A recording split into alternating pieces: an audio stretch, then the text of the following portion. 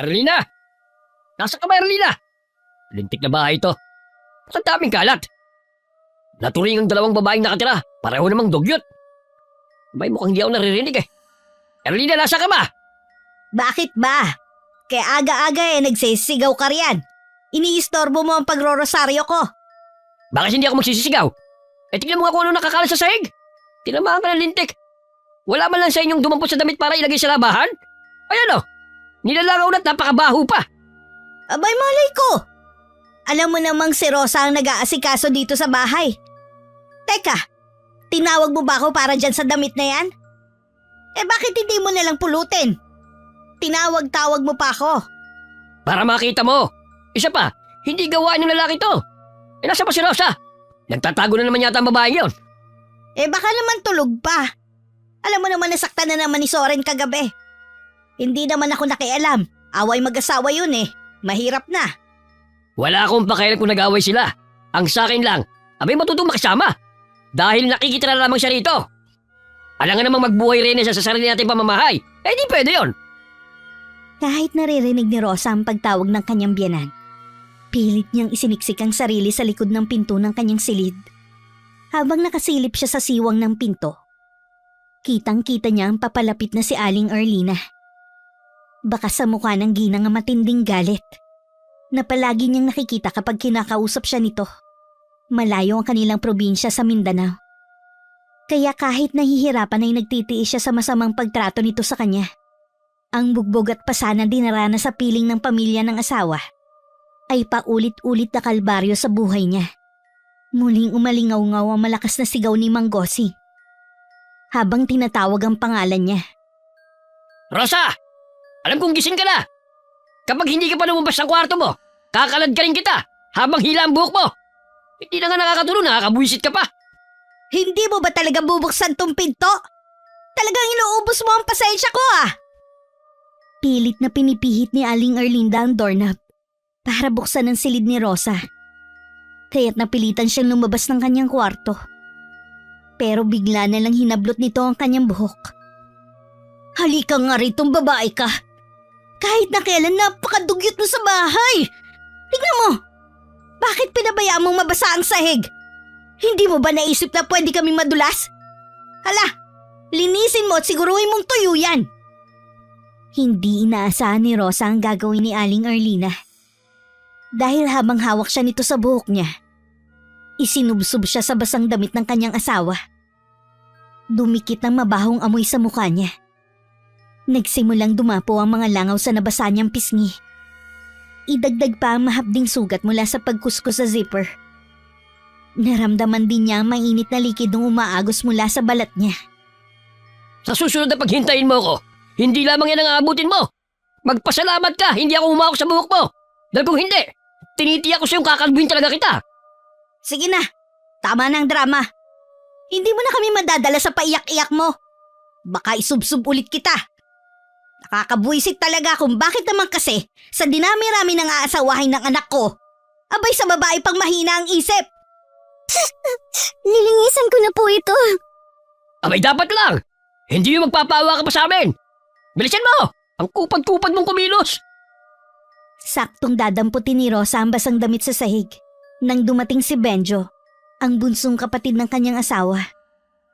Baka sa mukha nito ang matinding pag-aalala nang makita nitong basang-basa ang mukha niya. Napatakbo ito papalapit sa kanya habang pasa ng isang buwig na saging. Nakapatong yun sa kaliwang balikat nito. Pagkatapos ibinaba ang buhat na saging malapit sa kanyang tabi.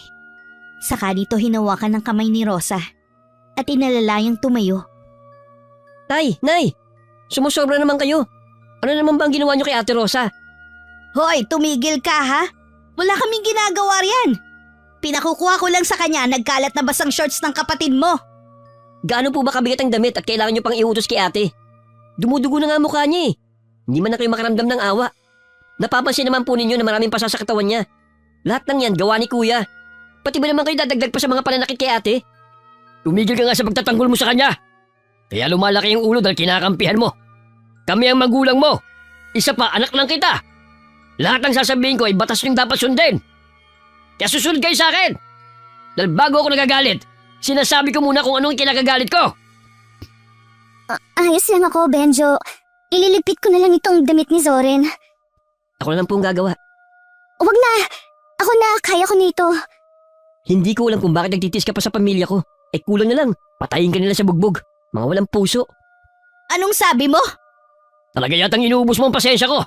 Gusto mo yatang tamaan ngayon Hindi ako natatakot, Tay. Para kasi hindi makatao yung ginagawa niyo kay ate. Ako naiiya sa mga pinagagagawa niyo sa kanya. Akma na sanang susuntukin ni Mang Gosing si Benjo. Pero humarang si Rosa kaya't sa kanya tumama ang kamao nito.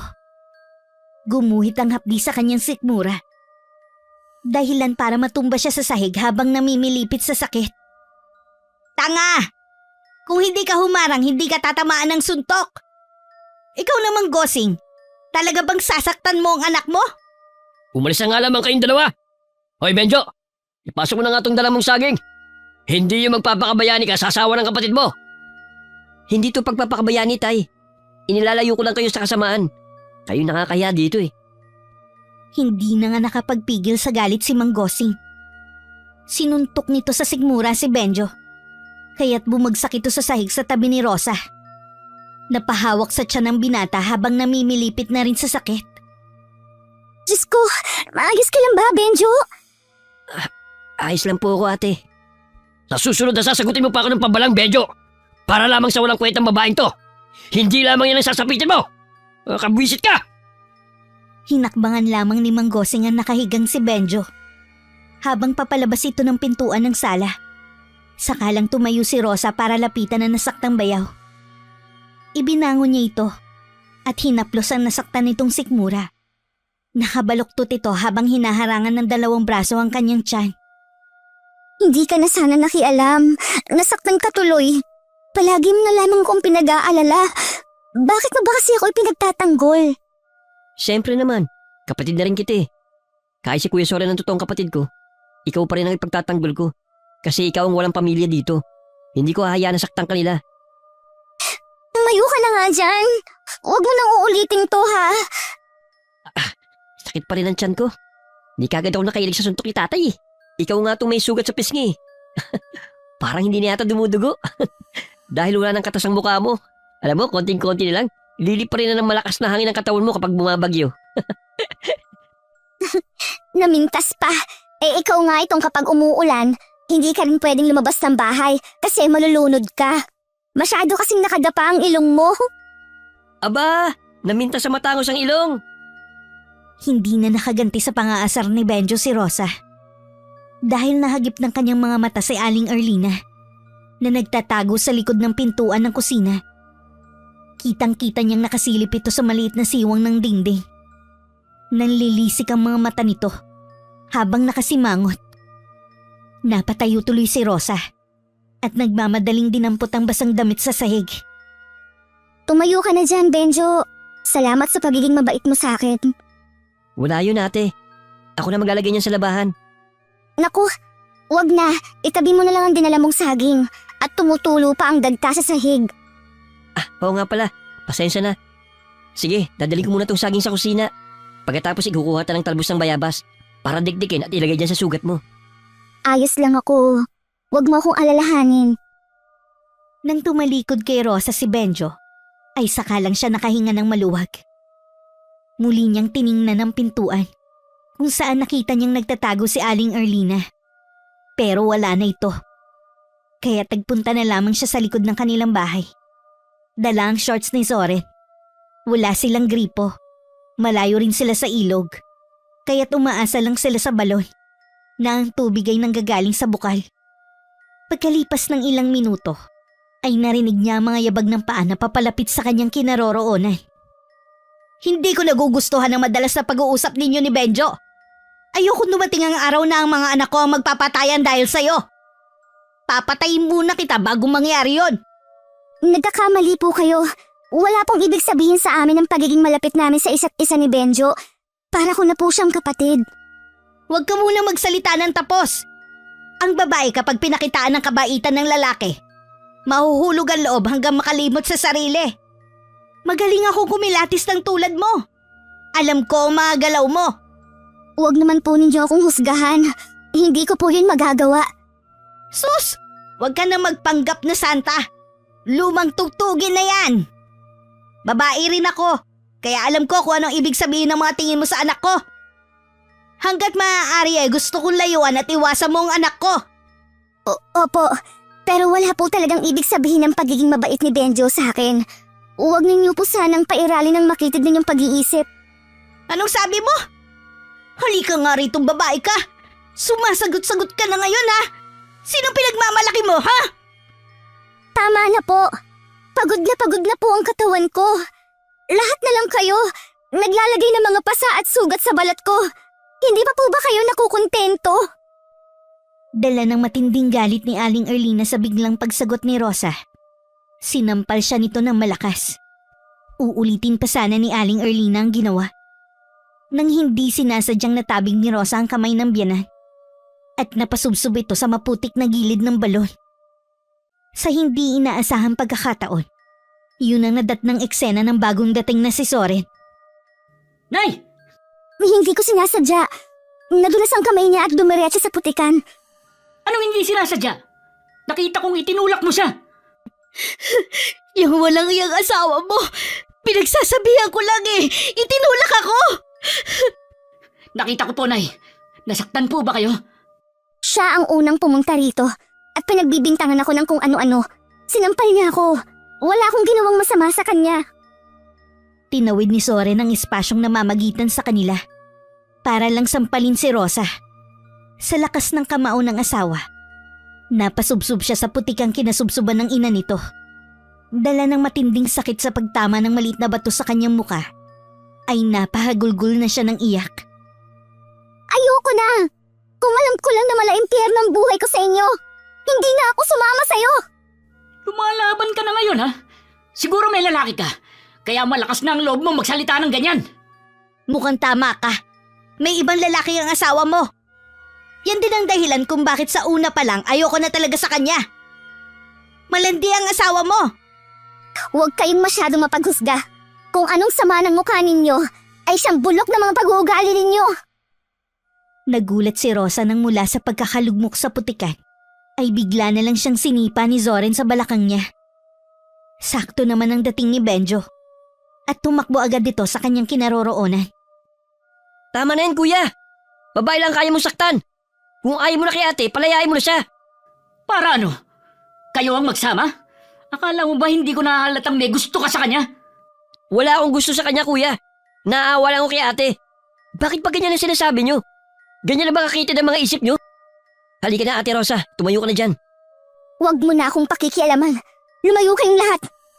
Sa susunod na sasagot-sagutin mo pa si nanay sa harap ko, manghihiram ka na ng mukha sa aso. Hindi pa ba ako nanghihiram ng mukha sa aso? Pagmasdan mo ang pisngi ko. Wala namang paglagyan ng pasa, palibasa. Halimaw ka. Narinig mo, Soren? Lumalaban na talaga ang babaeng yan. Nay, huwag na kayong lumagdag. Tama na, Benjo. Huwag ka na lang makialam. Mabilis na tinalikuran ni Rosa ang tatlo para umalis. Pero hinabol siya ni Benjo. At hindi yun nagustuhan ni Soren. Kaya't sinuntok nito ang kapatid. Napalingon si Rosa. At kitang-kita niyang nakabulagta sa putikan si Benjo. Ano ba kayong magkapatid? Tumigil na kayo! Itong anak niyo, Nay, masyadong pumapapel. Pati asawa ko gustong agawin. Baka hindi asawa, kundi laruan nyo. Dali-daling bumangon si Benjo para gumanti kay Soren. Nagpambuno ang magkapatid sa harap ni Rosa. Ito na nga bang sinasabi ko eh! Kasalanan mo to! Aray! Bakit niyo ako sinampal? Tinatanong mo pa! Hinablot ng ginang ang buhok niya at pilit na isinusubsub sa putikan. Kaya sumaklolo na sa kanya si Benjo. Nay, tama na po. Wala siyang kasalanan. Maawa naman po kayo sa kanya. Bitiwan mo ko! Papatayin ko ang babaeng yan! Tama na. Sa nanghihinang boses ni Rosa, nagawa pa rin niyang tumayo mula sa pagkakadapa sa lupa. Habang dumakot ng putik at mahigpit na ikinulong sa kamao niya.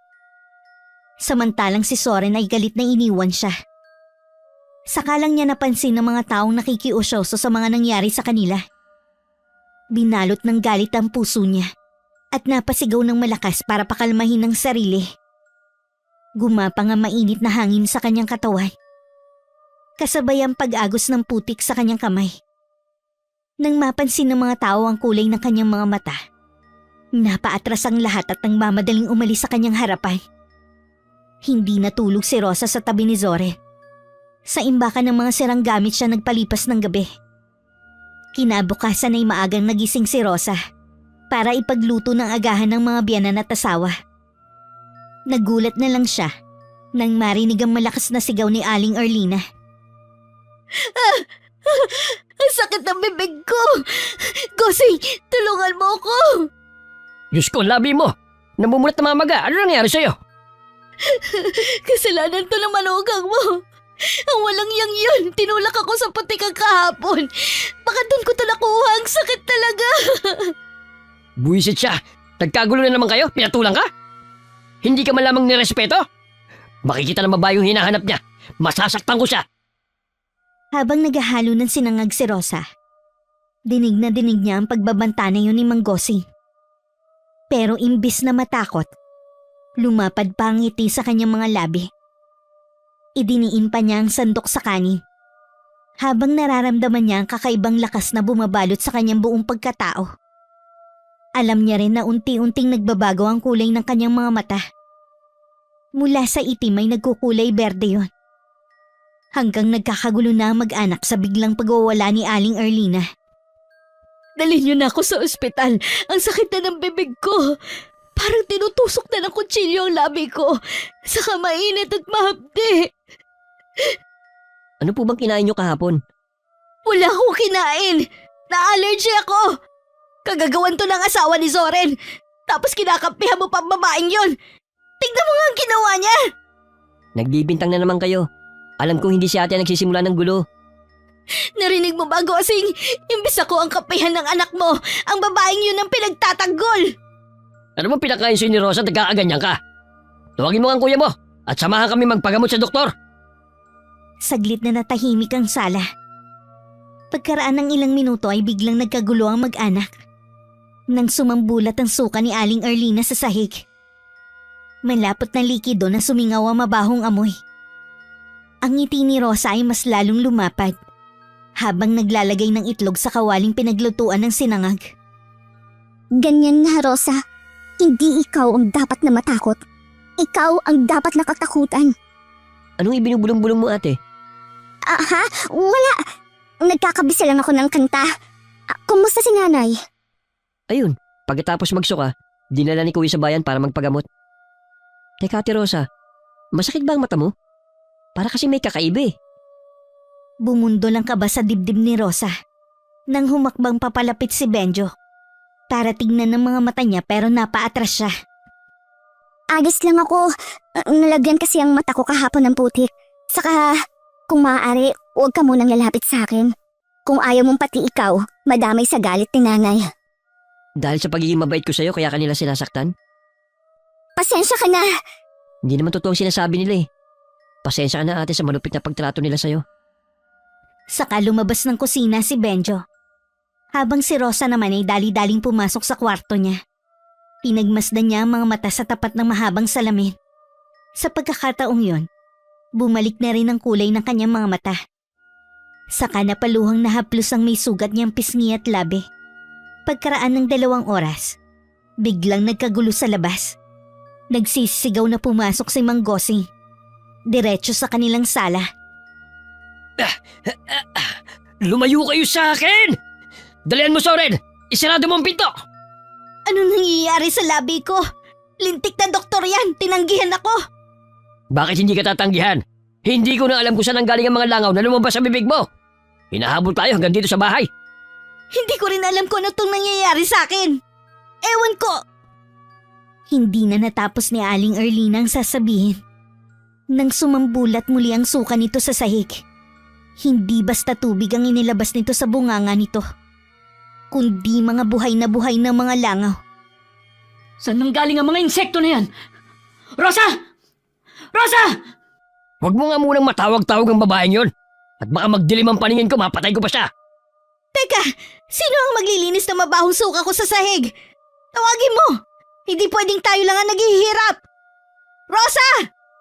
Nay, bakit po? Linisin mo nga ang kalat sa sahig! Bakit ang tagal mong lumapit? Nasaan si Benjo? Hindi ko po alam. Nasa kwarto po ako. Bilisan mo! Linisin mo na ang kalat sa sahig! Nang matapos si Rosa sa paglilinis, si Benjo naman ang dumating para agawin sa kanyang mga dala. Ate, ako na po magdadala. Ako na. Huwag mo na akong tulungan. Sa harapan ko pa talaga kayo maggaganyanan, Benjo? Nandito ang kuya mo, hindi ka nahihiya? Ano po bang problema nyo? At lahat na lang ng mga kinikilos ko, pinapansin nyo. Ano ka ba? Imbis si Rosa dapat ako ang inaasikaso mo. Ako ang may sakit. Dahil yan sa ugali nyo, kaya nangyayari yan sa inyo. Masyado nyong hinuhusgan ang bawat galaw ni ate. Pikon na ako sa pagiging pakialamero mo! Gusto mo bang ulitin ko ang pagsapak sa'yo nang matauhan ka na sa katangahan mo? Pwede ba? Tama na. Isa ka pa no? Halika nga rito, babae ka! Sa loob tayo mag-usap! Bitiwan mo nga ang braso ko. Nasasaktan ako. Bitiwan mo si ate, kuya! Nang hindi pinansin ni Soren ang sinabi ni Benjo, bigla na lang nitong sinuntok si Soren. Kaya bumagsak ang kapatid nito sa sahig. Doon nagalit si Mang Gosing. Imbis si Benjo ang sinuntok nito, si Rosa ang sinampal nito kaya ang laman ng dala niyang palanggana ay muling natapon sa sahig. Halos mahilo siya sa lakas ng pagkakaumpog ng kanyang ulo sa sahig. Ate! Rosa! Rosa! Tayo, anong ginawa nyo? Dapat lang yan sa kanya, para magtanda. Ayaw niyo rin namang magpaawat. Lintik, nagkakagulo kayo ng dahil sa kanya. Sinabi ko naman sa inyo, huwag na huwag niyo ipapakita ang mukha ng babae niyan. At talaga mapapatay ko siya. Mula sa pagdilim ng paningin ni Rosa, tanging ang hagulgol ng iyak ni Benjo ang huli niyang narinig. Bago tuluyan nawalan siya ng malay, nagising na lang si Rosa sa malakas na pagtama ng hangin sa mukha niya. Pati ang pagpapaamoy ng ointment sa kanyang ilong. Isang matandang lalaki ang bumungad sa kanyang harapan. Nakatali ng panyo ang ulo nito, kaya alam niyang albularyo ang lalaki. Napabalikwas siya ng bangon. Saka lang niya napansin si Benjo. Sa upo ang katabi ng Catherine kinahihigaan niya. Wala si Soren, na dapat ang asawa niya ang unang makikita niya. Iginala niya ang kanyang paningin, kaya alam niyang nasa ibang silid siya. Mabuti naman at gising ka na. Akala ko aabutin pa ako ng umaga sa kapapaypay sa'yo. Ate, kumusta ng pakiramdam mo? Nawala ka kasi ng malay kanina. Paano hindi mawawala ng malay Bugbog at tadtad ng basa ang katawan ng babaeng ito. Kung hindi kayang pakisamahan ng pamilya mo si Rosa, pauwiin nyo na sa kanilang probinsya. Ayos na po ang pakiramdam ko. Nasaan ako? At sino po kayo? Ako si Lolo Golem, albularyo dito sa baryo ng Ilenda. Kung nahihirapan ka sa mga biyanan mo, huwag kang magtiis. Kung gusto mo, tumito ka na lang para hindi ka na nila saktan. Gusto ko na pong umuwi sa probinsya namin. Pero may tatapusin lang ako. Salamat po sa alok ninyo sa akin. Ang mabuti pa, Benjo, ihatid mo na itong si Rosa sa bahay ninyo. Katulad ng mga nasabi ko kanina, wag na wag mo siyang hahayaang masaktan uli ng pamilya mo. Alam mo na kung anong ibig kong sabihin. Ano po ang ibig niyong sabihin? Hindi mo na problema yun. Problema na nila yun. Hanggat kaya mong magtiis, wag na wag mong hahayaang makagawa ng kasalanang pagsisisihan mo sa bandang huli. Kung ako lang ang masusunod, dito ka na lang muna tumira. Malayo sa kanila. Parang may ibig sabihin ng matanda, pero hindi naman niya maintindihan. Pinutol ni Benjo ang iba pa sana niyang sasabihin. Tayo na ate, umuwi na tayo. Aalis na po kami, Lolo Golem. Sige na. Kapag may problema ka, huwag kang mahiyang lumapit sa akin. Salamat, Lolo. Sige na. Umalis na kayo. Ipainom mo itong dinikdik na sambong kay Rosa. Makakatulong yan para malinisan ang kanyang dugo. Itapal mo rin ang dahon sa kanyang sugat sa katawan. Saka lang sila lumabas ng pinto na gawa sa kawayan. Napansin ni Rosa na madilim na pala ang paligid, kaya halos ilang oras siyang walang malay. Mabuti na lang at maliwanag ang sikat ng buwan. kaya't nakikita nila ang daan. Inalalayan siyang maglakad ni Benjo pero tumanggi siya. Habang naglalakad pa uwi, hindi maiwasan ni Rosa ang hindi magtanong. Paano mo nakilala si Lolo Golem? Madalas ako magpunta rito kapag masama ang loob ko noon kina tatay at nanay. Kadalasan mas palagay pa ang loob ko sa kanya kaysa sa sarili ko mga magulang. Ganyan na sila dati pa. Palaging mainit ang ulo, lalo na kapag walang pera. Hindi na sila makatarungan sa akin. Nahihirapan na ako sa ugali nila. Ang hirap nilang pakisamahan. Pasensya ka na ate, kung ako nagdala sa'yo dito imbis na si Kuya. Tutulungan kita makapag-ipon ng pera para pamasahe mo pauwi sa probinsya nyo. Bakit ka ba nagpapakita ng kabaitan sa akin? Kaya tayo pinagdududahan dahil sa mga ikinikilos mo eh. Wala akong pakialam sa mga sasabihin nila ate. Ang alam ko, tama ang ginagawa ko. Para walang kasamang mangingibabaw, suklian nyo ng kabutihan. Hindi ako naniniwalang may kabutihan pang natitira sa mundong ito. Napakalupit ng kapalaran sa buhay ko. Kahit na umuwi ako sa probinsya, walang pamilyang naghihintay sa akin. Pero magkakaroon ka ng katahimikan sa puso mo. Wala nang mananakit sa'yo. Muli nilang ipinagpatuloy ang paglalakad. Parang bigla siyang nanibago sa ikinikilos ni Benjo. Pati ang malakas na enerhiyang nanggagaling sa lalaki. Mabigat naman ang dating sa pakiramdam niya. Parang isang malakas na puwersang nagtutulak sa kanya palayo. Napansin din niya ang daliri nitong parang may katas ng dahon. Pero binaliwala niya ang kanyang mga napansin. At muling bumakas sa mukha niya ang matinding galit. Hindi ako papasok sa kwarto namin. Sa imbakan ako ng mga gamit matutulog. Gusto ko muna mapag-isa. Maraming salamat sa'yo. Huwag ka mag-alala. At talagang doon kita dadalhin. Tsaka nilinisan ko na rin yun. Para saan ba yung itim na anitong nakatago sa ilalim ng lumang katre mo? Ha? Hindi ko alam kung kanino yun. Ang akala ko nga sa inyo. Kaya nga itinabi ko muna kasi nakakatakot ang itsura. Itapon ko kaya? Wag! Baka hanapin ng may-ari pag simulan pa ng away. Ganun ba? Akala ko kasi sa'yo eh. O sige na, magpahinga ka na. Ako na lang magsasabi kay kuya na nakauwi ka na. Pagtapat nila sa pinto ng kwartong nasa silong ng bahay, tumalikod na si Benjo sa kanya.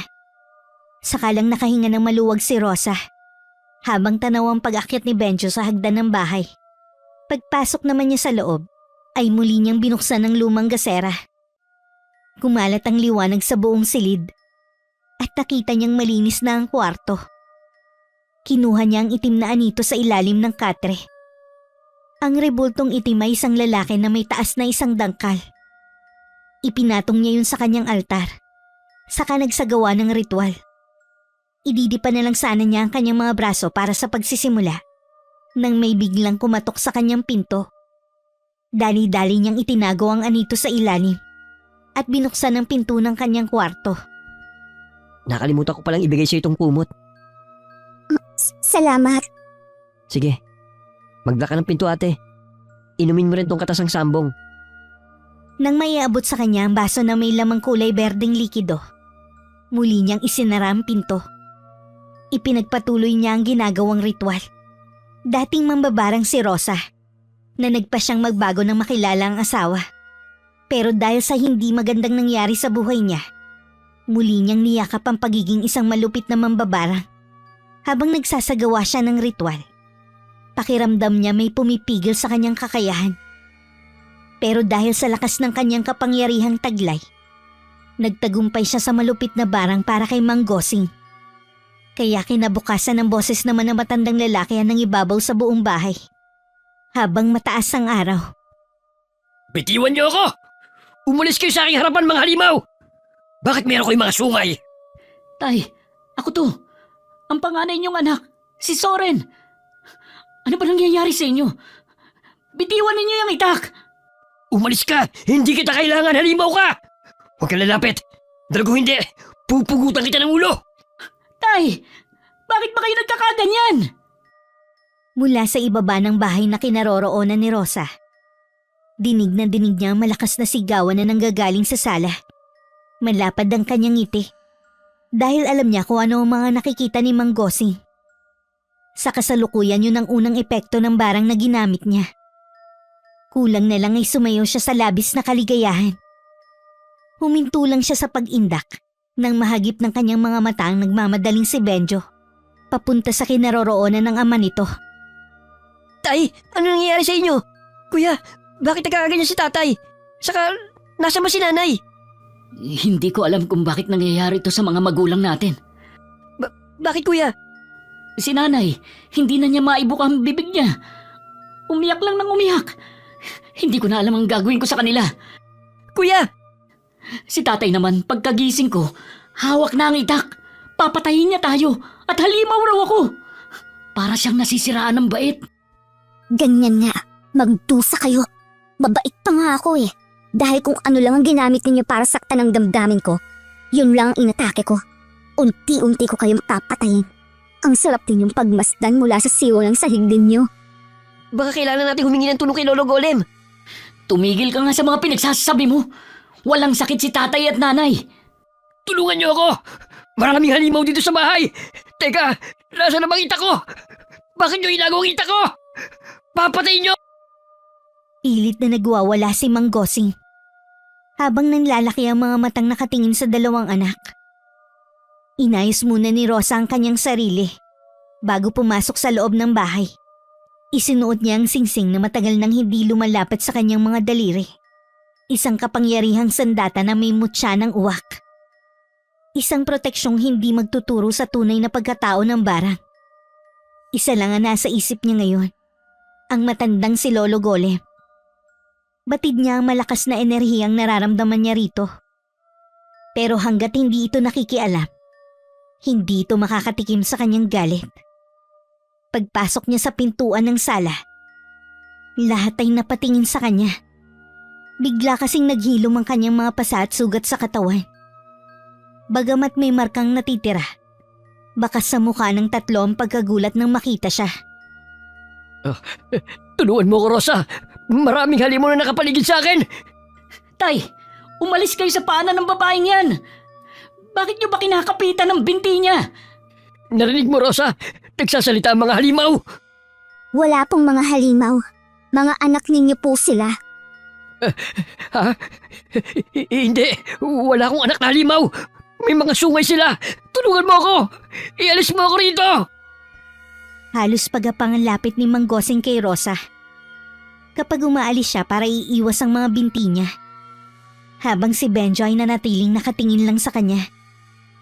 Masakit din naman para sa kanya na masaktan ang bayaw niya. Dahil naging mabuting tao ito sa kanya. Pero wala na talagang makakapigil sa kanya. Nasimulan na niya ang ritual. At nagbigay na rin siya ng alay sa kanyang Diyos. Hindi na siya kailanman magkakaanak. Bilang kapalit sa parusang ibibigay niya sa mga taong umapi sa kanya. Zoren, kunin mo itong tatay mo. Wag mo akong ibigay sa kanya. Pakiusap. Hindi na ako magiging malupit sa'yo. Tulungan mo ako, Rosa. Hindi ko kayo matutulungan dahil wala naman pong halimaw sa bahay nito. Benjo, ikulong ninyo si tatay para na siyang baliw. Sakalang gumalaw si Benjo sa pagkakaluhod sa sahig. Katabi ni Soren na pinapanood lang ang kinikilos ng ama. Ilang saglit ang lumipas mula naman sa kwarto ng mag-asawa. Narinig nilang umiiyak si Aling Erlina. Kaya't nagkunwari si Rosa na nag-aalala sa dalawa. Pero ang totoo parang gusto niyang lumukso sa tuwa. Lalo na nang makita niya ang kalagayan ng biyanang babae. Dali-dali siyang lumapit sa matanda habang umiiyak. Lumobo na ang labi nito na halos matakluban ng muka. Mapupula at may mga insektong gumagalaw sa loob. Kitang-kita yun dahil manipis na ang balat ng labi ni Aling Erlina. Nay, anong nangyayari sa inyo? Sa tingin ko, may umaatake ng patalagod sa mga magulang ko. Nasaan si tatay? Kinulong ko muna sa kwarto ko. Itinago ko na rin ang mga itak na pwede niyang gamitin laban sa atin. Hindi ko alam kung anong nangyayari sa kanila. Ipagamot natin sina tatay at nanay. Si Lolo Golem. Siya ang mas nakakalam sa ganitong sakit. Puntahan mo siya. Kailangan mong magbadali. Pagkatapos kong makita ang kalagayan ni nanay ngayon, parang gusto ko nang maniwalang may barang sila. Sa oras na malaman ko kung sino may gawa nito, pagsisisihan niyang nabuhay pa siya. Anong gagawin mo? Papatayin ko siya. Sa kabila ng pagbabantang yun ni Zoren sa harap ni Rosa, ay lihim pa siyang napapangiti. Dahil hindi na rin magtatagal, isusunod na niya ang kanyang asawang mahilig gumamit ng kamao para saktan siya. Kahit tumawag pa ito ng albularyong titingin sa mag-asawa, ay hindi na nito malalaman kung sino ang totoong bumarang sa dalawa. Hanggat suot niya ang singsing na may mutya ng uwak. Ang kakayahan ay pumigil sa lakas ng kapangyarihang kumakalaban sa pambabarang niya. Napilitan lang siya. Masasamang tao lang ang binabarang niya. Sige kuya, pupunta ako si Lolo Golem. Sige, mag-iingat ka. Sasamahan kita. Dito ko na lang ate. Talagang masyado ka ng halata sa pagtingin mo sa kapatid ko. Baka nakakalimutan mong may atraso ka pa sa akin. Magpasalamat ka at hinayaan kitang dalhin ni Benjo sa manggagamot. Dahil kung ako lang ang masusunod, pababayaan kitang mamatay. Tama na kuya. Ngayon ka pa ba magkakaganyan? Nakikiusap ako. Tigilan niyo ng pananakit kay ate. Saka walang namamagitan sa amin ng asawa mo. Alam mo namang sabik lang ako magkaroon ng kapatid na babae. Kaya nagkakaganito ako. Isa pa, asawa mo siya. Kaya mabait ako sa kanya. Hayaan niyo si Soren, Benjo, kung ano ang gusto niyang isipin. Dahil kapag napuno na ako, baka totohanin ko na ang mga binibintang nila sa akin. Napasigaw si Benjo nang biglang tumama sa mukha ni Rosa. Ang malakas na suntok ni Zoren sa kanyang labi. Pero hindi na siya bumagsak para damdamin ng sakit. Wala na siyang maramdamang sakit. Sinuklian niya ng malapad ng ngiti ang galit na asawa. Kaya napilig lang ang kanyang mukha sa harap ng nag-aalalang si Benjo. Kuya, anong ginawa mo? Para magtanda na ang ate mo. Pagkatapos ng problema ko, pinapangako kong palalayasin na kita sa bahay ko. Tingnan mo nga, ni hindi man lang nasaktan sa ginawa ko. Manhid na ang mukha ko. Ang katawan ko sa mga pagbubugbog ng mga magulang mo. Idagdag pa ang hindi makatarungang pananakit mo sa akin. Kuya, tama na. Huwag mo nang patuloy si Ate Rosa. Manahimik ka, isa ka pa eh. Hindi naman magkakaganito mga isip namin kung hindi ka nagpapakita ng malasakit sa babaeng to. Puntahan mo na si Lolo Golem. Dahil sabik na ako malaman kung sino ang bumarang sa mga magulang natin. O baka ikaw, Rosa, ang nanakit sa kanila. Makitid na talaga ang utak mo para pagbintangan mo ako sa mga bagay na yan. Malalaman natin, mahusay at magaling na albularyo si Lolo Golem. Kaya simulan mo nang magdasal. Itigil niyo ng pag-aaway niyo. Aalis na ako. Dapat nga kanina pa eh. Sakalang nagmamadaling tumalikod sa kanila si Benjo. Halos takbuhin na nito ang bahay ni Lolo Golem. Kaya't naiiwan silang dalawa ni Zoren. Ikuha mo ako ng palanggana para mapunasan ang katawan ni nanay. Nalagyan na ng suka ang kanyang damit, pati na sa pinsakatre. Bilisan mo, dahil kapag nakikita kita, mas lalo lamang umiinit ulo ko. Oo na, kukuha na. Samahan mo na rin ng maiinom na tubig. Habang naglalakad papuntang kusina, ay panay ang pagpitik ng mga daliri niya sa hangin. Pagpapanatili yun ng bisa ng barang niya sa dalawang matanda. Sa wakas ay unti-unti na niyang nabibigyan ng hustisya ang pagtitiis niya sa mahabang panahon. Habang kumukuha ng palanggana at malinis na tubig na inumin ni Aling Erlina, sinamahan pa niya yun ng orasyon. Sa oras na gamutin ito ni Lolo Golem, mas lalong titindi ang pananakit ng labi nito. Maging si Mang Gosing na nasa kabilang kwarto ay magwawala. Dahil sa tindi ng pananakit ng ulo, makakakita ito ng mga halimaw na tumatawa. Isang ilusyon na ito lang ang nakakakita. Hanggang sa mag-iisip itong magpakamatay na lang kesa ang mabuhay. Bigla niyang napansin na malaking lubid sa ibabaw ng lamesa. Isang pagpapasya na tuluyang paslangin ng matanda. Bakit ang tagal mo? Kanina ka pa nakatayo dyan sa lamesa. Wala ka talagang pagmamadali. Palibasa, hindi mo totoong magulang ang may sakit eh. Akin na nga yan! Sandali, naririto pa ang inumin niya. Sa palagay mo, 3 ang kamay ko. Dalhin mo na at kanina pa naghihintay si nanay. Mabuti na lang at hindi nakakapagsalita dahil kung hindi, tatamaan ka na naman sa kanya. Hindi na sumagot si Rosa. Habang lihim na sinulyapan ng dilaw na lubid, hinawakan niya ang braso saka sumunod sa asawa. Pagpasok nila sa silid ni Aling Erlina, napansin niyang masama ang tingin na matanda sa kanya. Pero mas inasar niya to sa pamamagitan ng pandidilat ng mata. Habang nakaharap dito si Zoren, hindi nito nakikita ang mga paglalaro niya sa likod ng asawa. na hindi naman masabi ng matanda sa anak para magsumbong. Dali-daling lumabas si Rosa ng silid at muling tinungo ang kusina para kunin ng lubid at lihim na ipinasok sa siwang ng pinto ng kwarto naman ni Mang Gosing. Heto na ang katapusan mo. Hindi na ako makakapaghintay na wakasan mo ang sarili mong buhay. Ate, anong ginagawa mo sa tapat ng pintuan ng kwarto ko? Hindi agad nakapagsalita si Rosa nang marinig ang boses ni Benjo. Kadarating pa lang nito, kasama si Lolo Golem na seryosong nakatingin din sa kanya. Mabuti na lang at tagawanan niyang mailusot ang lubid sa kwarto ni Mang Gosing bago pa sila dumating. Bakit ka nakatayo sa tapat ng pintuan ni Benjo? Kasi po, parang may kumalabog sa loob. Nag-aalala po ako na baka may nangyaring masama kay tatay. Ano? Dala ng matinding pag-aalala, ay natawid agad ni Benjo ang pinto ng silid nito. Mabilis niya yung binuksan, kaya tumambad sa binatang nakakalat na lubid sa sahig. Bakit may lubid dito? Isa pa, iniwan ko to sa ibabaw ng lamesa. Paano to napunta rito? Huwag mo na lang ikalat ang mga bagay na maaaring makapatay sa iyong ama. Batay sa kwento at bigat ng enerhiya ng bahay na ito, masasabi kong may masamang gabay na nandito sa bahay ninyo. Masamang gabay? Ang masamang gabay na nagpapahirap sa mag-asawa. Ipaghanda mo ako, Benjo, ng bao na may baga. At palaspas, 3 piraso. Samahan mo na rin ng 3 walis tingting na gagamitin kong pagpapalayas sa gabay. Lihim na natuwa si Rosa nang banggitin ng matanda ang mga bagay na kakailanganin nito sa pagtataboy sa gabay.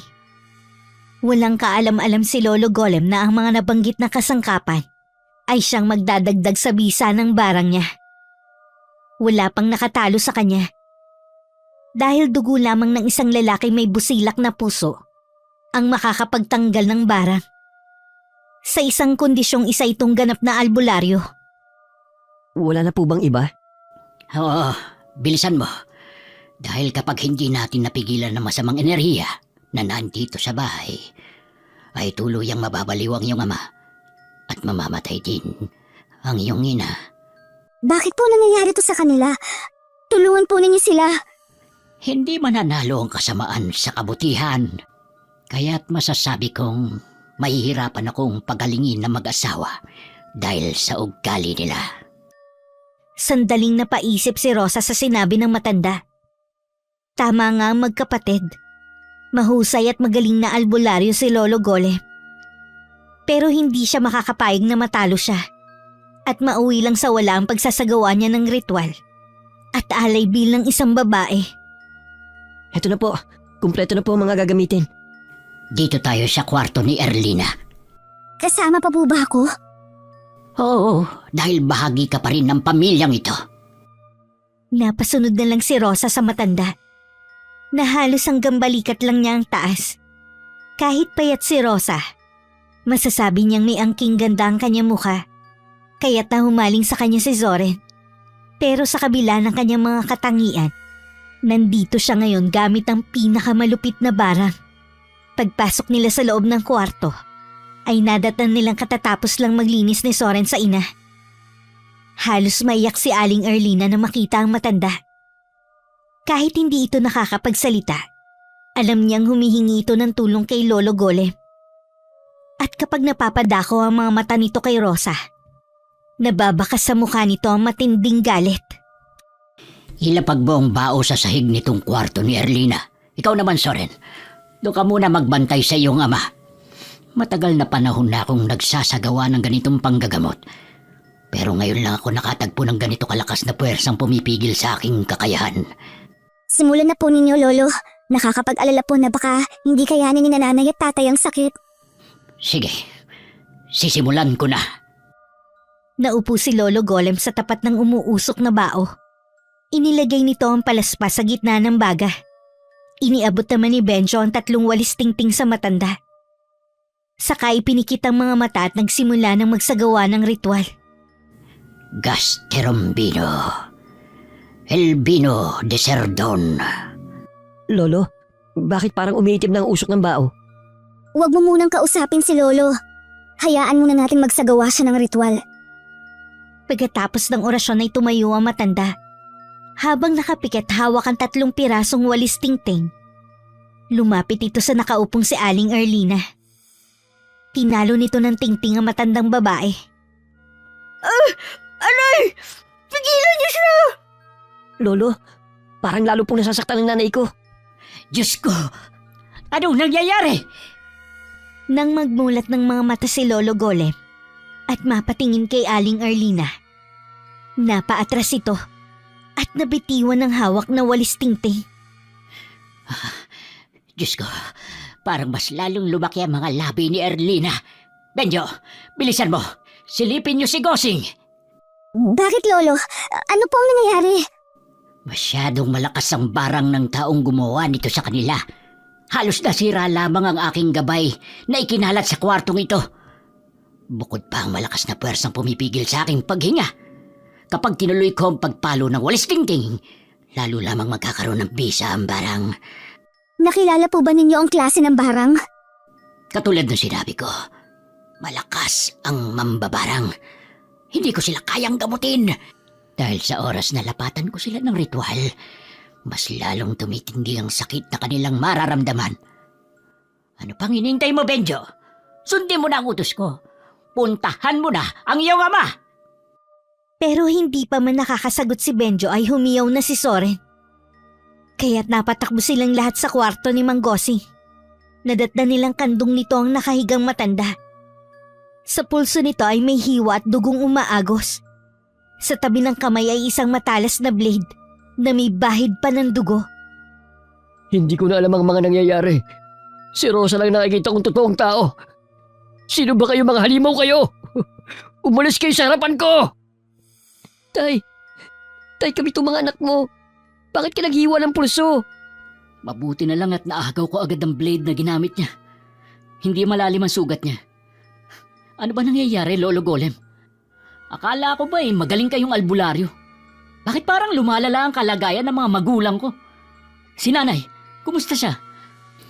Kapag sinubukan kong gamutin na mag-asawa, ay mas lalong nadaragdagan ang mga paghihirap nila hanggang sa pagtatangkaan nilang wakasan ng sarili nilang buhay dahil hindi nila natatagalan ang sakit. Sino nga ang hayop na gagawa nito sa magulang namin? Huminahon ka. Paano ko hihinahon? Nakikita naman ninyo ang mga nangyayari. Baka naman kilala ninyo ang mambabarang pero pinagtatakluban nyo. Kuya, ano ba? Wala silang nakitang bakas ng mambabarang sa pagsagawa ng ritual. Dala ng pagkadismaya ay tinulak ni Zoren si Lolo Golem. Dahilan para matumba to sa sahig. Sa galit ay nasuntok ni Benjo ang kapatid. Huwag na kayo magtalo. Kasalanan ko, mahina ako. Kaya tayo binabarang dahil sa mga ugali natin. Benjo, huwag kang magpapadala sa galit mo. Ngayon ko naiintindihan kung bakit nangyayari ito sa inyo. Sinasabi nyo bang dahil sa ugali namin? Kaya nangyayari ito sa magulang ko? Kay Rosa lang kami naging malupit. Ang ibig bang sabihin siyang bumabarang sa amin? Nagkakamali ka. Hindi ako marunong mambarang. Kuya, anong gagawin mo? Walang sinasabi si Lolo na mambabarang si Ate Rosa. Hindi ako tanga. Papatayin ko muna ang babaeng ito. Bitiw mo si ate, kuya. Huwag mo siyang sakalin. Rosa, tumakbo ka na. Papatayin ka ng halimaw na yan. Tulungan ninyo ako! Biglang tumayo si Mang Gosing para pigilan si Zoren sa pagsakal sa leeg ni Rosa. Nagulat si Benjo at Lolo Golem sa biglang pagsuntok ng matanda sa mukha ni Zoren. Halimaw ka! Umalis ka! Papatayin kita! Tay, si kuya yan! Hindi yan halimaw! Gawin mo ang lahat, Benjo, para maigapo sa mga kamay ni Gosing. Tuluyan na siyang nabarang ng kung sino man. Bago niya kayo mapatay, kumilos na kayo. Hindi na taong tingin niya sa atin, kundi mga nakakatakot na halimaw. Tay, bitiwan niyo si kuya! Alisin mo ang kamay niya sa likod ko. Mga baliw na mga magulang natin, nakakainis na. Nagpupumigla si Zoren sa pagkakahawak ng ama sa leeg niya. Pinagtulungan ng magkapatid na matanggal ang mga kamay ni Mang Gosing. Nang tuluyan ng maalis ang kamay ng matanda, ay sa kanila ito dinala sa katre At ang taling nakuha nila sa sahig ang siyang iginapos sa matanda. Nagsisisigaw ito sa galit habang nagwawala. Alisin niyo ang tali sa kamay ko! Nasaan ang pamilya ko? Tanggalin niyo to! Lolo, hindi niyo ba matatanggal ang barang sa kanya? Ano po sa palagay niyo ginamit ng mambabarang para saktan ang aking mga magulang? Lintik lang ang walang ganti. Pagbabayaran ng hayop na bumarang sa aking ama ang mga pasa ko sa leeg. Buisit na yan. Muntik pa akong patayin. Kasalanan mo to, Rosa. Teka, bakit kay Rosa hindi halimaw ang tingin sa kanya ni tatay? Hindi kaya ikaw talaga, Rosa, bumabarang sa aking ama? Hindi. Hindi ko magagawang baranin si tatay. Nakita niya lang na sinasakal mo ako. Kung hindi ikaw, sino? Wala namang nakakaaway ang aking mga magulang. Ikaw lang talagang pwedeng gumawa nito sa amin. Maniwala ka, hindi ko talaga alam ang pambabarang. Bakit hindi mo itanong kay Lolo Golem kung sino ang nakikita niyang bumabarang sa inyong ama? Hoy, tanda! Baka naman ikaw ang gumagawa ng ganito sa aking ama. Minsan na kayong nagkaaway ni tatay nang dahil sa madalas mong pagtuturo ng palihim sa aking kapatid. Hindi ako mambabarang. Albularyo kung nagpapagaling ng sakit ng barang. Eh bakit ito hindi mo mapagaling? Ang sabihin mo, peke ka. Isa kang manloloko. Huwag mo kong pinagbibintangan ng kung ano-ano. Alalahanin mong hindi ko pa nasasabi ang mga bagay na nakita ko sa kanilang mga ikinikilos. Kapag hindi sila nagamot sa lalong madaling panahon, mawawalan kayo ng magulang dahil may posibilidad na maaari silang mamatay. Sinasabi mo? Gusto mo unahin kong basagin sa suntok ang ulo mo? Ano ka ba kuya? Tumigil ka na!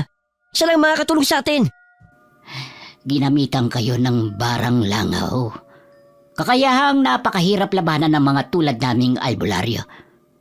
Hindi ko patuloy ang nalalaman ng bisa ng kontrabarang na gagawin sa mambabarang. Pero isa lang ang masasabi ko.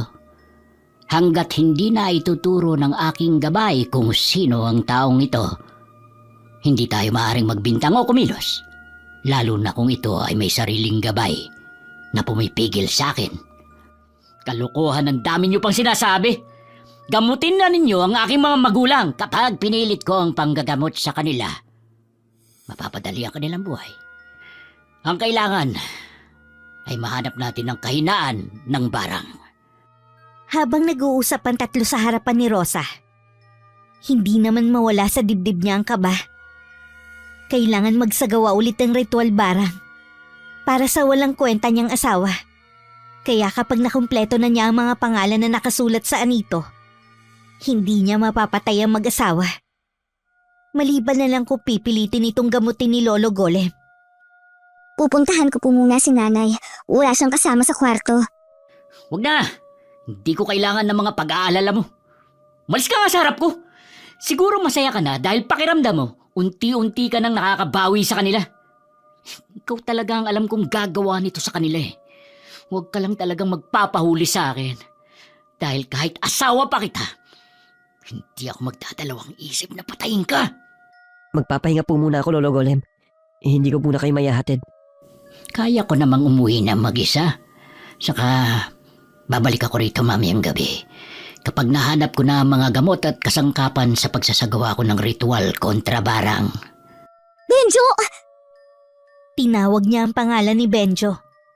Pero hindi nito pinansin ang tawag niya. Sa halip ay diretso itong pumasok sa silid ng ama. Para dun magpahinga. Bigla siyang nakaramdam ng lungkot. Naramdaman niya ang pagiging malamig na pakikitungo sa kanya ni Benjo. Hindi siya naging maingat sa kanyang gagawin. Alam niyang walang ibang paghihinalaan ng pamilya sa sandaling may mangyari rito. Kailangan ko nang umuwi. Bahala ka na dito. Lagi mong tatandaan ang pagiging masama ay may kaakibat na kapalit. Sana'y hindi pa huli ang lahat. Sa tono po ng pananalita ninyo, pati po kayo ay naniniwalang ako nga ang bumarang sa dalawa. Wala akong ibig sabihin sa sinabi ko. Paalala lang ang mga nabanggit ko. Meron kasing mambabarang na kapag may itim na gabay, kahit wala siya rito, ay alam ang mga nangyayari sa pamilyang kanyang binabarang. Akala ko po kung ano. Tandaan na ang maling gawain ay parang katulad sa isda. nahuhuli sila sa sarili nilang bibig. Yun lang at mabilis na humakbang papalabas ng bahay ang matanda. Sakalang nakahinga ng maluwag si Rosa. Muli niyang tiningnan ang mga nakasaradong pinto. Siya naman ay dumiretso sa kwarto niya para magsagawa ng huling ritual. Sinigurado muna niya na walang makakakita sa kanyang gagawin. Muli niyang inilabas ang itim na anito at nagsagawa naman ng ritual para kay Soren. Hinaplos na muna niya ang suot na singsing. Saka idinipa ang mga braso habang nakapikit. Herberosa, Pakrendon, Sagre Berdino. Ate, bakit? Bakit mo ito ginagawa? Benjo! Nanginginig ang kanyang tuhod nang makita si Benjo na nakatayo sa pintuan ng kanyang kwarto. Nangingilid ang mga luha nito sa mata habang nakatingin ng diretso sa kanya. Una pa lang, alam kong ikaw talagang bumabarang sa mga magulang ko. Paano? Kailan mo pa nalaman, Benjo? Nung araw na nawalan ka ng malay at dinala kita sa bahay ni Lolo Golem, naramdaman niyang mabigat na enerhiyang nanggagaling sa'yo. Kaya sinabi niyang bantayan kita at huwag kang palalapitin sa mga magulang ko. Pero hindi ako naniwala. Hindi ka masamang tao, ate. Pero nagkamali pala ako. Patawarin mo ako, Benjo. Pero huli na. Binarang ko na sila. Hayop ka! Ikaw palang gumawa nito sa mga magulang ko! Pagbabayaran mo to! Kuya! Isa ka pang traitor ka! Binigwasan ng suntok ni Soren si Benjo, kaya't bumagsak ito sa sahig. Nang matapos ito sa kapatid ay si Rosa naman ang binalingan nito. Wala itong pakialam kung saan tamaan si Rosa. Patuloy ito sa pagtadyak sa kanyang tiyan. Pero imbis na luha, malapad ng ngiti pa ang isinukli niya. Hindi na niya halos iniinda ang sakit. Nagawa pa rin niyang tumayo habang tumatawa. Bagay na nakapagpatigil dito. Baka sa mukha ni Soren ang pagtataka. Masarap bang mambugbog ng babaeng walang kalaban-laban? Patunay lang na duwag ka. Hindi ka totoong lalaki. Ano sabi mo? Sige, suntukin mo ako. Lubos-lubusin mo ang paggamit ng mga kamay na yan. Alam mo ba kung bakit? Mamamagana yan at hindi mo maigagalaw. Magkakaroon ng tubig ang loob at pamamahayan ng mga langaw. Gusto mo bang malaman kung anong mga ginamit ko sa inyo? Ate, huwag mong gawin to. Nakikiusap ako. Kapag hindi mo inalis ang barang sa mga magulang ko, papatayin kita! Wes, pasensya na. Hindi ako puro salita. 3 araw lang ang natitira sa mga buhay ninyo. Alam mo ba kung bakit? Unti-unting kakainin ng langaw ang mga laman ninyo. Hanggang sa kayo na mismo ang humatol sa buhay ninyo. Humangin na malakas at lumamig ang paligid. Nagbago rin ang mga mata ni Rosa habang nakaharap sa magkapatid. Napaatras si Soren at nasagi pa ng paa nito ang nakahigang si Benjo. Hindi ka magtatagumpay sa gagawin mo. Pipigilan kita. Hindi ko mapapatawad ang pamilya mo, Benjo. Alam ko yon. Dahil nasaksihan ko kung gaano ka nahirapan. Pero hindi ito ang sagot sa problema mo. Pinilit ni Benjong tumayo, saka humarap kay Rosa. Tigilan mo na ito, ate. Diyos ko, ang mga kamay ko, ang sakit. Bakit nagkaganito? Para na tong lobo na may tubig. At ang mga insekto gumagalaw sa bukol ng kamay ko. Alisin mo! Tanggalin mo to, Rosa! Papatayin kita! Tama na, kuya. Kung nagkataong hindi ko kayo kapamilya, hindi ko pipigilan si Ate Rosa na barangin kayo. Naging malupit kayo sa kanya. Para kayong mga hindi tao. Hayop ka! Alam mong siya ang bumabarang sa mga magulang natin. Pero wala kang sinasabi! Dahil hindi siya kasing sama ninyo. Saksi ako sa lahat ng paghihirap ng kalooban niya. Kaya kung ako lang ang masusunod, dapat sa inyo ay mamatay. Pero Ate Rosa, mali ito. Nakikiusap ako. Itigil mo na itong ginagawa mo. Pinilit nila ako. Huli na para dyan. Biglang natumba si Soren habang nakatirik ang mga mata. Ganon din ang malakas na sigaw ni Mang Gosing sa kabilang kwarto. At tumibabaw na ang hagulgol ni Aling Arlina. Parang gusto nang mabingi ni Rosa. Pero tiningnan lang niya ang asawa na nakahandusay sa harapan niya. Napuno ng ingay at sigaw ang buong bahay. Ang mga kamay ko! Ang sakit! Kuya! Wala ka nang magagawa, Benjo. Kung kinakailangan labanan kita, gagawin ko. Huwag lang mawala ang pamilya ko. Wala akong kasalanan sa'yo, ate. Huwag mong hayaang pagsisiyan kung pagtulong ko sa'yo. Parang tinusok ng kutsilyo ang puso ni Rosa nang makita ang mga luhang nangilid sa mga mata ni Benjo. Ang kaisa-isang lalaki na nagpahalaga sa kanya. Tinalikuran niya ito at lumabas sa kwarto niya. Pinuntahan naman niya ang kwarto ni Aling Erlina. Nakita niyang gumagapang ito sa sahig habang walang tigil sa pagsusuka. Katapusan mo na. Yan ang napapala ng mga mapanghusgang biyenan. Ako ngayon ang huhusga sa buhay mo. Rosa, patawarin mo na ako. Ngayong nahihirapan na kayo, saka ninyo maalala ang salitang patawad. Ate Rosa, itigil mo na ito. Nahihirapan na si kuya. Hawak ni Benjo ang mga braso ni Soren habang inaalalayan nitong makaupo ang kapatid sa upuan na yari sa kawayan. Hindi na mababawi ang mga barang na ibinigay ko sa kanila. Kahit magsisi sila sa kanilang mga ginawa, tanging dugo lang ng isang tunay na albularyo ang makakapagpawala ng bisa sa barang. Pero hanggat hindi nawawala ang galit ko sa kanila, walang magbabago sa sakit na kanilang mararamdaman. Pakiusap, hindi na kami magiging masama sa'yo. Bawiin mo lang ang barang. Kahit masakit ang mga labi mo, nagagawa mo pa rin magsalita para utusan lamang ako sa aking gagawin. Muling natumba si Aling Erlina.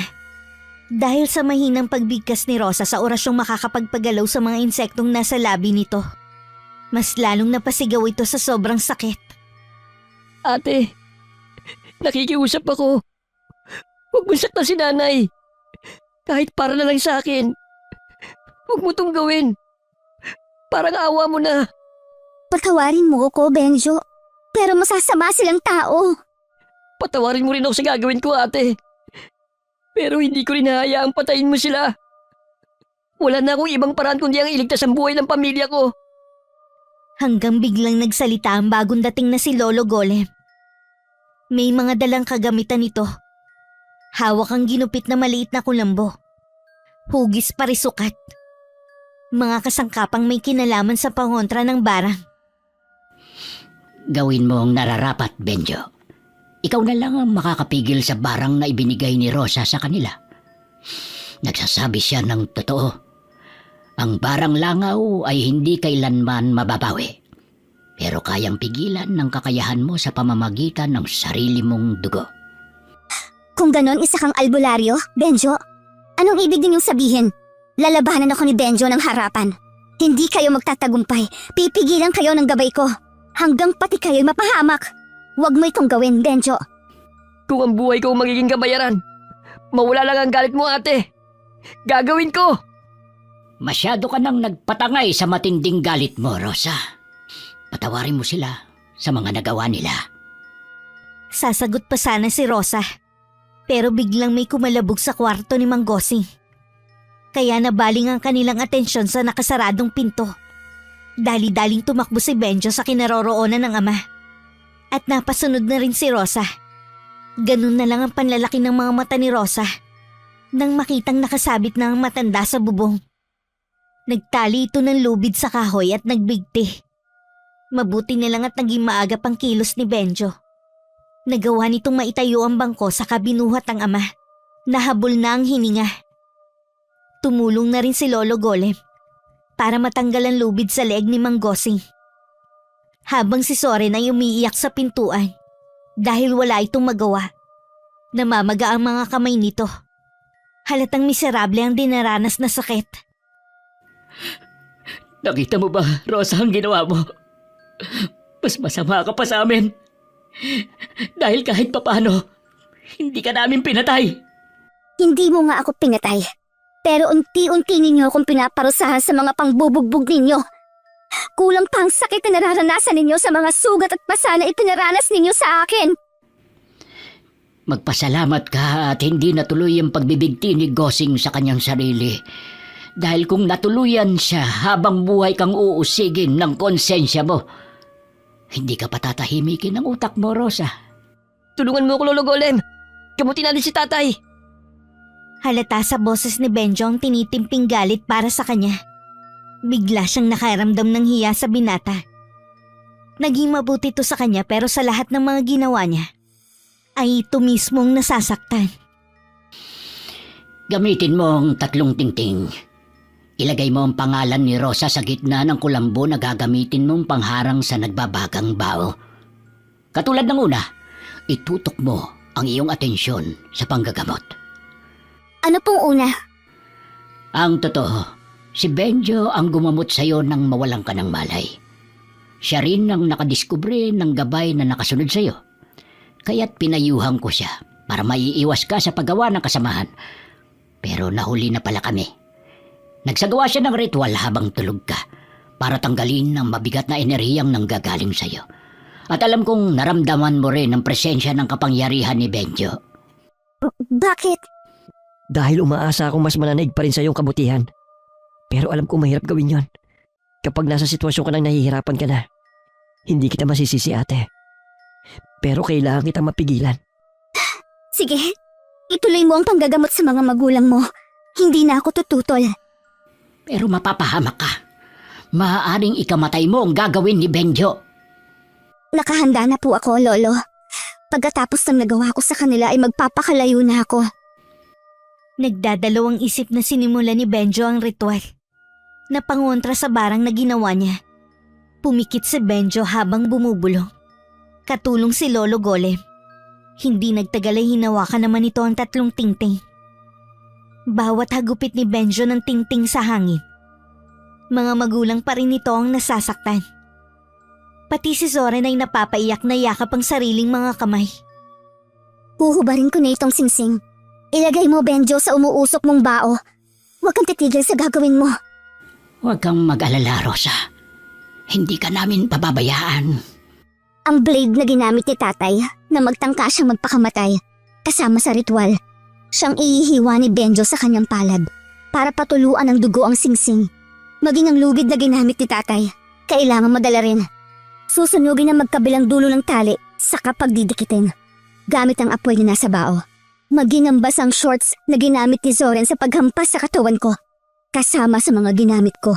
Kay nanay naman ay ang putik na nasa gilid ng balon kung saan nila ako sinaktan. Patawarin mo ko, Rosa. Sa dami ng naging kasalanan ninyo, hindi nyo naisip na makakahanap rin kayo ng katapat. Tumayo si Rosa para kunin ang shorts ng asawa.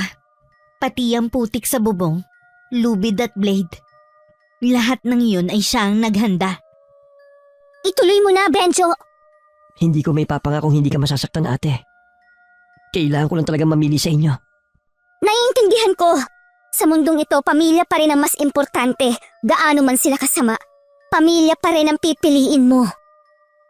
Walang kasing sakit ang mga narinig niya kay Benjo. Pero mas masakit sa kanyang wala ng pamilyang matatakbuhan. Walang pamilyang magmamahal sa kanya. Ipinikit niya ang kanyang mga mata. Saka dinama ang pagpasok ng itim na gabay sa kanyang katawan.